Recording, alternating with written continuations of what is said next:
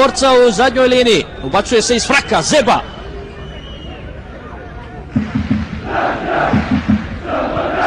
Kvesić, ostaje 0:0.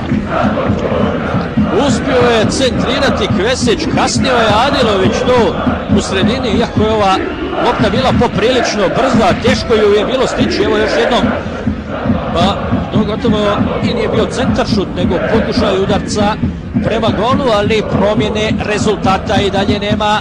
21. minuta, derbi 8. kola nogometne premijer lige Bosne i Hercegovine, gradski stadion u Banja Luci, Borac Željezničar 0:0. Odličan skok Adilovića, sada Pešlja. Ovo je Jamak. Vraćeno za Pešlju. Zeba, evo prilike, Zeba! Trese se mreža, ali sa spoljne strane. 21. minuta, prva velika prava prilika, Zeba ju je imao, ali promjene rezultata nema. Raspunić je, čini mi se, tu pogriješio, propustio ovu loptu. Evo sada ćemo vidjeti još jednom. Dobra situacija za Zebu, stigao je tu Stakić zatvoritelj i na kraju udarac Zebe pogađa samo mrežu, ali sa spoljne strane. Sada tu jedan ne baš prijateljski razgovor Mikića i Čolića. Slobodan udarac je za borac za Krunića. Mikić, Vidaković uspio prihvatiti loptu. Žarić. Dobro postavljeni ovaj put Benjamin Čolić. Lopte za Draška Žarića. Skok Kajkuta. Tu izgurati Pešlja. Sada Čolić. Rahovac. Nema ofsajda. Kajkut na drugu stranu.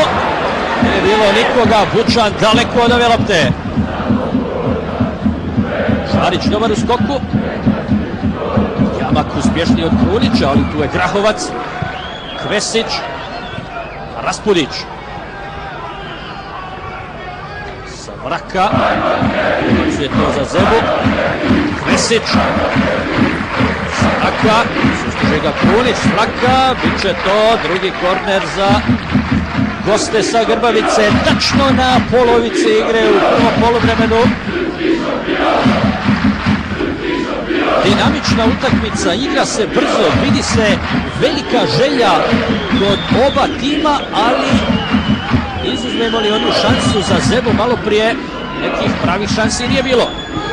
Ubacuje upravo Zeba, na Bogićevića je išla ova lopta, ali nije ona stigla do štopera Željezničara. Mikić se tu radi i uspio je premorati Zolotića da izbaci loptu. No je interesantno, Jadranko Bogićević je postigao 2 gola u prvih 7 kola i on je uz Zajka Zebu i Ernesta Selimovića najbolji strelac. Niko u timu sa Grbavice nije postigao 3 gola u prvih 7 kola. Sada Žarić za Grahovca, evo tu pritiska gostiju. Pogledajte koliko je igrača u plavim dresovima. Grahovac, Raspudić, pa Žarić. Kajkut, sada su uspjeli to prebaciti domaći, otvara se Buča na drugoj strani, ide Kajkut prema Vidakoviću, Nijema pored njega, Vidaković, ide lopta van granica igrališta, Vidaković je igrao posljednji, odličan start Patrika Gerharda Nijeme. Promjene rezultata nema, vidite da se ona tamo tribina sa gostujućim navijačima lagano puni, dakle stigla je i ona druga grupa navijača Željezničara. Šta kaže Tomislav Čujić? Ubacivanje sa strane ponovo za gostujući sastav, tačnije za Benjamina Čolića. Adilović nije uspio to prihvatiti. Stakić, Zolotić, samo za Žarića. Raspudić. Nastavlja se ovaj pritisak Željezničara, sada tu Zolotić nije uspio prihvatiti ovu loptu, uspješniji je bio Mikić. Mikić za Kajkuta, Bučan se ubacuje na drugoj strani, bit će slobodan udarac, prekršaj Nijeme.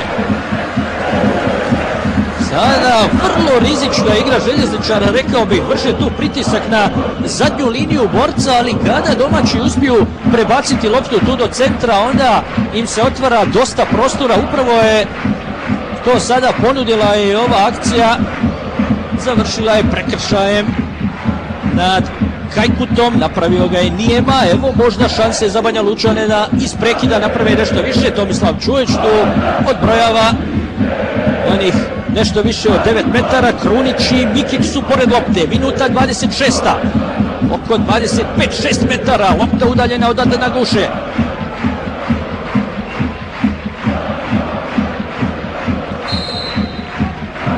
Mikić od živog zida, sada Grahovac, otvorio mu se prostor, stativa, ostaje 0-0. Gol out, traže domaći, jedan je Sterac, Gušu je spasila sada stativa, vidjet ćemo još jednom, neko se tu žali na ozljedu sada iz ovog ugla.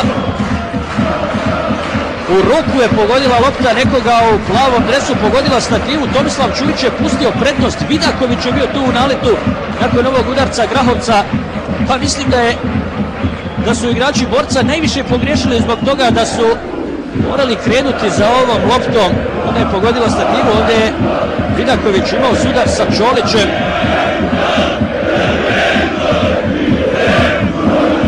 Čolić je dobio jedan nezgodan udarac, bilježimo ovaj detalj, dakle, evo iz ovog ugla ćemo to najbolje vidjeti, udarac Grahovca, lopta pogađa u ruku, bio je to igrač sa brojem 24 u plavom dresu, Nermin Jamak, pogađa stativu, a evo sa Benjaminom Čolićem će biti sve u redu. Visoko podignuta ruka Tomislava Čujića signalizira da je on tu utakmicu prekinuo zbog ofsajd pozicije. Ostaje 0-0, ali evo krenula su uzbuđenja. Najprije ona velika šansa za Zebu, sada i ovaj pokušaj Grahovca i dosta sreće za Adana Gušu. Stativa je spasila gostujuću ekipu. Svraka. Lijepo za Zebu. Zeba Adilović 1-0. 28. minuta, gosti vode 1-0, strelac je Adilović. Sjajna akcija, sjajna asistencija Zajka Zebe. Minuta 28. Željezničar vodi na gradskom stadionu u Banja Luci sa 1-0 nakon zaista krasne akcije od samog početka. Svraka za Zebu, ovaj ubacuje za Adilovića koji je onako neomjetan, samo sa metra ili dva loptu ubacio praktično u prazan gol. 1-0, vode gosti. Gledamo još jednom. Ovo je sam početak te akcije. Svraka sjajno izbacuje Zebu, ovaj od prve zaboravljen Adilović od igrača zadnje linije borca. 1-0 vode gosti. Gledamo još jednom ko je tu kasnio, kapiten Draško Žarić. 0-1, drugi gol Eldina Adilovića u ovoj sezoni. Sada ćemo, siguran sam, gledati još bolji nogomet. Evo Žarić, lopta u kazneni prostor, ide Mikić, prolazi Mikić i dalje Mikić, ali trebao se možda ranije riješiti ove lopte. Ubačeno. Sada možemo očekivati pritisak borca. Nisu naučili oni gubiti na domaćem terenu ove sezone, 3 utakmice na gradskom stadionu u Banja Luci, 3 pobjede, ali ono što je interesantno i što nije bila karakteristika igre borca su primljeni pogodci u svim utakmicama u dosadašnjem dijelu prvenstva na ovom stadionu. Gledamo još jednom sjajnu asistenciju Zebe. Pogledajte Adilovića kako se lijepo ušunjao tu između Žarića i Raspudića i jednostavno na kraju nije imao težak zadatak. Sada ova jedna dimna zavjesa onemogućava nastavak utakmice. Pričamo, spominjemo i mi govorimo da ove baklje ne trebaju zaista nikome na nogometnim terenima, ali navijači kao navijači jednostavno uživaju u tome, iako je to prošlost, rekao bih, u Evropi. Pa ne znam, zamislite sada, naravno teško je praviti takva poređenja, ali zamislite recimo na Old Traffordu ili na Anfieldu u Engleskoj da se zapale neke baklje ili na Nou Campu. Poređenja nisu baš kvalitetna, tako da kažem, ali ove baklje su samo ostale u ovom našem dijelu Evrope i kod domaćih i kod gostujućih navijača, ali ne samo večeras, ne samo danas, nego je to nekako praksa na svim utakmicama, posebno ovim derbi mečevima.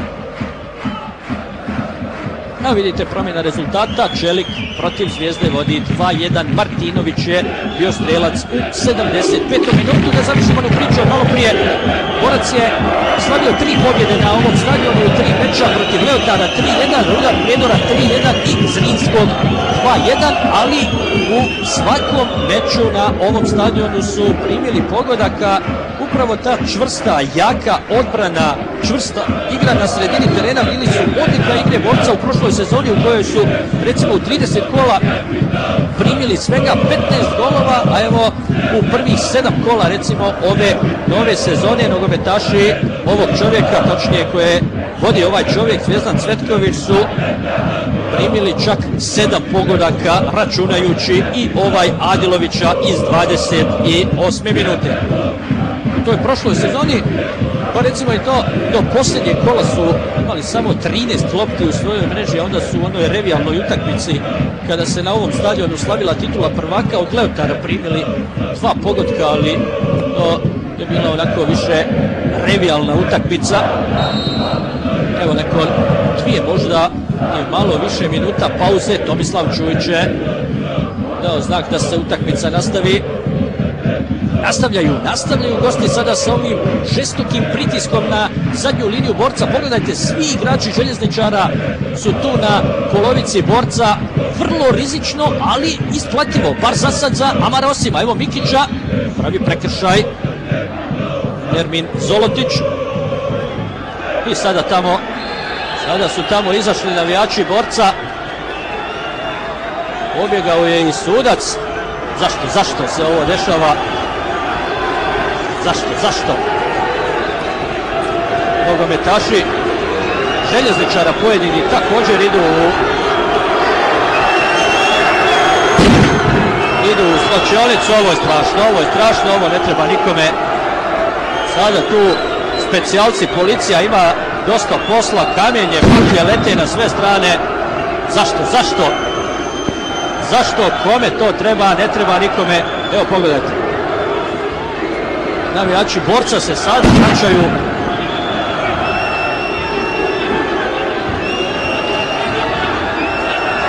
Igrači Željezničara su u slačionici.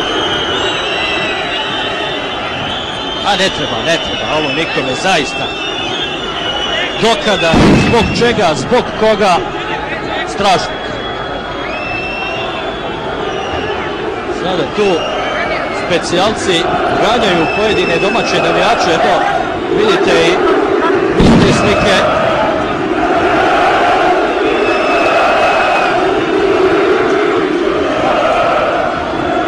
Dva kluba koja su osvojila sve titule u Bosni i Hercegovini u posljednje 2 godine.